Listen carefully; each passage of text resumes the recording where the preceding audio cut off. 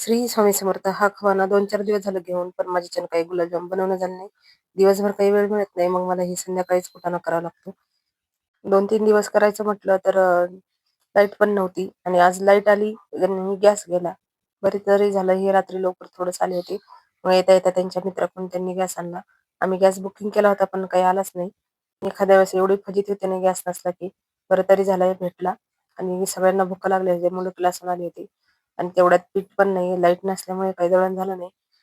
तर मग सगळं थोडं-थोडं होतं वाटी-वाटी सगळंच घेतलं आणि थोडासा रवा घातला आणि मस्त धिरडे बनवले. आम्ही धिरडे म्हणतो, तुम्ही काय म्हणता मला काही माहीत नाही. मग पहिले मुलांना दिले, नंतर आत्या-मामाला दिलं आणि आम्ही दोघी जण ना मागून जेवलो. जेवणं झाली आणि हा गुलाबजामचा कुटाणा. गुलाबजाम आता करावंच लागणार आहे. तर रात्री खूप उशीर झाला मला. रात्री 12 वाजले झोपायला. मग हे पटकन करून घेतले आणि याला थोडासा तळायला वेळच लागतो. कमी गॅसवरती तळावं लागतं. किती करावं लागतं आपल्या घर संसारासाठी आणि हे एक प्रत्येक गृहिणीलाच माहीत असतं, की आपला संसार कसा चालवायचा. नसलं-असलं ॲडजस्ट करून घ्यायचं.